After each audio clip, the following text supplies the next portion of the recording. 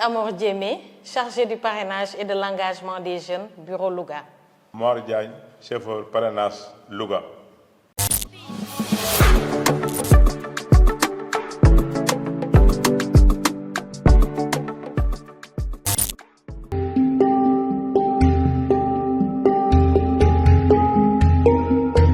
Le parrainage consiste à coordonner les activités avec les enfants qui sont dans nos programmes de parrainage et issus de nos 11 communes d'intervention et de nos 140 villages de plan Louga.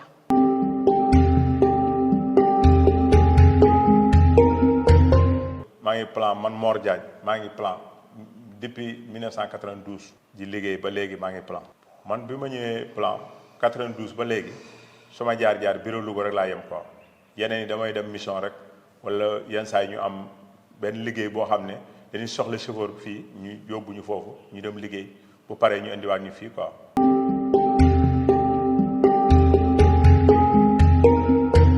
Le travail à plan par rapport au parrainage consiste principalement à assurer la coordination, le suivi des communications et de toutes les informations relatives au parrainage d'enfants entre les parrains qui sont à l'extérieur et les enfants qui sont dans nos zones d'intervention.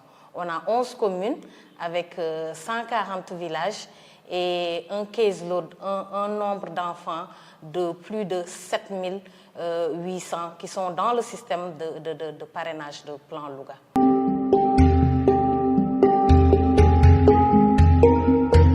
man su ma xëyee ba dem ci parc bi ba def sama entretien auto ba nga xam ne lépp war na ma damay ñëw ci LUIS ñu xool suñu programme ci àll bi xool yan commune la ñuy jëm ñu dem ak leen fa war a liggéey ma jàpp ci comme ni ko LUIS di yore parce que liggéey bi ñun ñëpp ñoo ci jàpp quoi du LUIS rek moo yor liggéey bi chauffeur bi day jàpp LUIS day jàpp.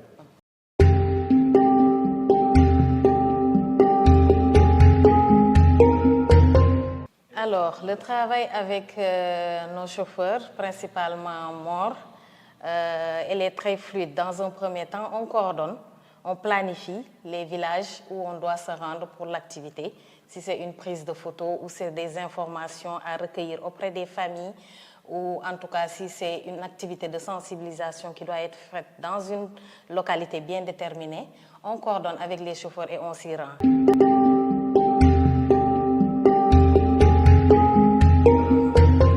lu ma gën a neex ci LUIS moom mooy dafa fonk liggéeyam ndax nit su fekkee ne yow li la jox ci parrainage bi da nga koy def te amoo fooy yem amul heure amul lenn loolu moo ma gën a neex ci moom parce que bu xëysee rek xëysi na liggéey ak ñun ñu dem terrain bi mu am ci fulla am ci fayda.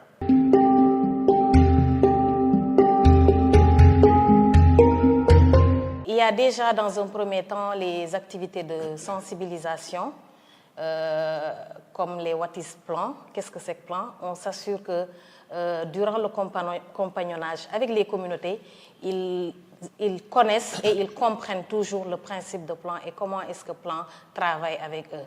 Il y a aussi les activités relatives aux formations des jeunes. Comme je l'ai dit tout à l'heure, je gère et le parrainage et l'engagement des jeunes.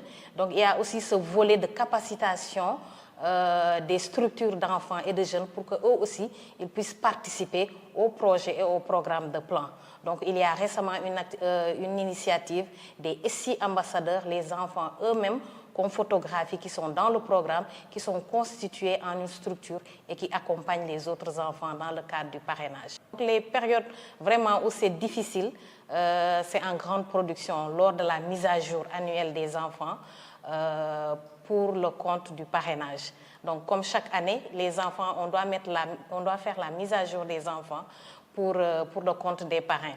Et c'est une période très difficile et les chauffeurs sont sur le terrain et ils font les missions de ratissage aussi un peu partout, à Mbour, à Dakar, à Tivaouane et autres. Et donc c'est une période assez difficile et on les encourage et on les félicite pour cette collaboration et cette compréhension par rapport au travail très méticuleux et très détaillé du parrainage qui mobilise vraiment beaucoup de ressources et d'énergie.